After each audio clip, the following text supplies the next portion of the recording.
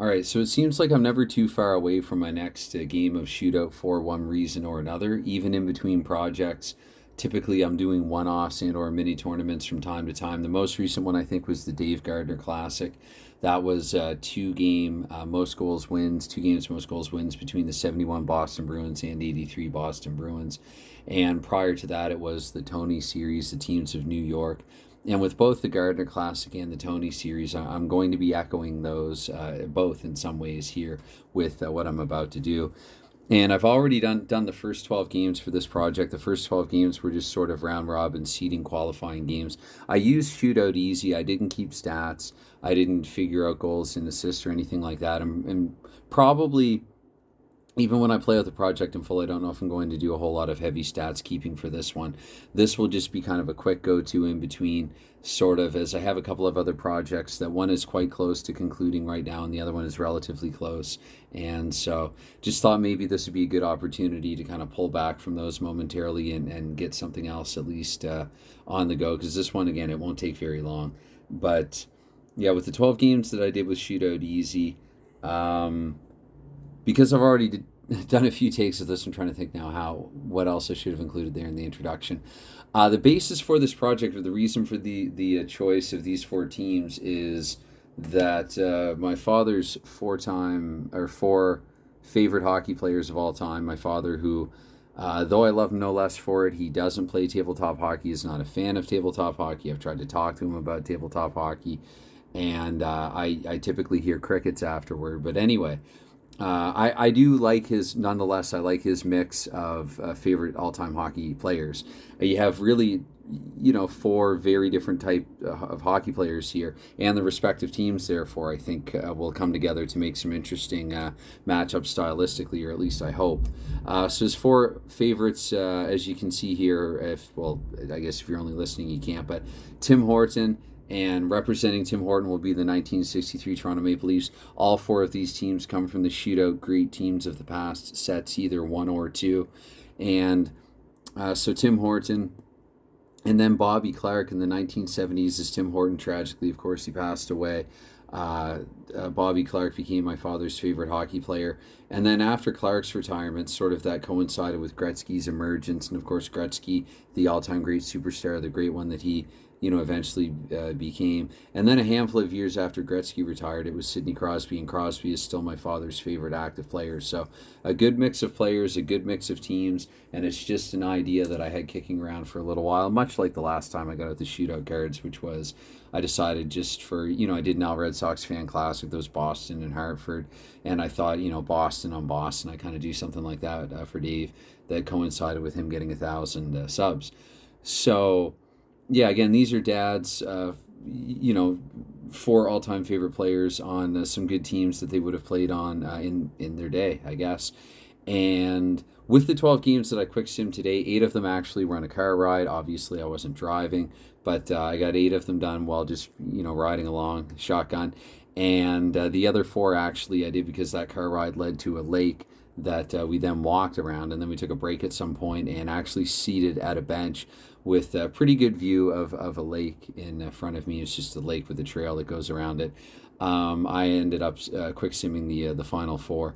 So how I will determine actually the seeding for this tournament is based on actually where they finished relative to the results of these dozen games. I guess I'm trying to say. I'm also a little tired from said aforementioned outing to the lake and everything like that. Even though again I wasn't driving, but the teams actually, I can't even really say somewhat surprisingly, because they do have a good balance of offense and defense, even if other characteristics of their game don't really show through in a sim like Shootout Easy, as valuable as it is and purposeful as it is. The Philadelphia Flyers of 76, actually, and sorry that that's not very visible on camera, but they maybe I can hold it a little closer. They did not lose a single game. They went 3-0-3 with a goal differential of plus 12, 25 goals for against, 13 goals against, so 9 points total of a possible 12 for the 76 Flyers. The Toronto Maple Leafs came in seconds. They are the second seed. They finished with a record of 3-2-1, goal differential of plus 3 with 23, 4, and 20 against. And And you can see there again, tentatively titled. I'm trying to work 4 Fs into the title, actually, like fathers, favorites, for face off, or something like that. I'm still working on it, I guess. Maybe I'll get to it by the time that I get done this thing, because again, this will be a quick one. And Edmonton finished with a record of 1-3-2, as did Pittsburgh. Hence why I kept goal differential. I've learned this from projects in the past. When you play shorter competitions, have tiebreakers ready, because teams can finish pretty close. So Pittsburgh, by way of their goal differential of just a mere -6, slightly less sucky than Edmonton's goal differential of -9. Each of those teams finished with a record of 1-3-2, and so 4 points of a possible, I guess, total 12. The scores, again, nothing really all that unusual. Johnny Bauer shut out Pittsburgh. Philadelphia and Pittsburgh played to a 1-1 tie here. Oh, Philadelphia actually smashed Edmonton, the 76 Flyers. This is probably the most surprising result, actually, of the 12. That Philadelphia, even though they would be favored to win at home, factoring in the team offense and defense, and just the way that the ratings work here for all time, still a 6-0 drubbing is a bit remarkable. But other than that, though, I think there's no great outliers, anything too out of the ordinary, conceivable enough. As conceivable as something like this can be. Tabletop hockey played, between teams, stretching across generations and meeting in a time warp somewhere or whatever. I do think, or at least hope, that for purposes of intrigue, that maybe it will be a different story when I actually play the actual tournament bracket scheme out in full. And so I showed you his 4 all-time favorite hockey players, and the teams introduced the teams representing them. And so what I should point out as well, even though I probably already kind of talked about it a little bit here, but what this will be, and I've done similar, I did this again for the Gardner Classic with the 2 Boston teams, and the Tony Series with the 4 New York teams.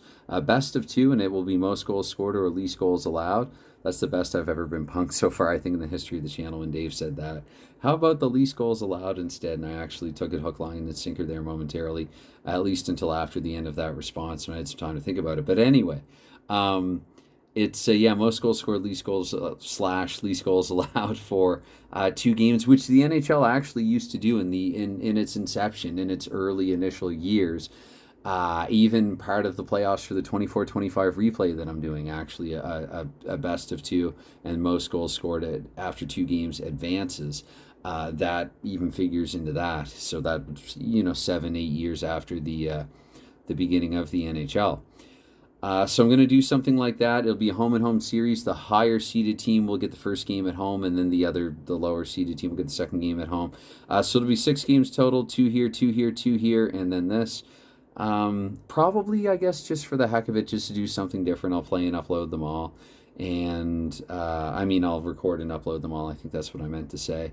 And, 76 Philadelphia against 84 Edmonton, which, given what happened in one of the qualifying games, doesn't necessarily bode well for the Oilers. That'll be one semifinal. The other one will be 63 Toronto against Pittsburgh of 2013. And again, rather than do anything like a random draw, what I did to sort of qualify them was I had them play out these 12 games. They each played one home and away game against the other, and against all of the others, and then took and seeded them first through fourth, and then bracketed them this way. So anyway, I just, I like to share ideas.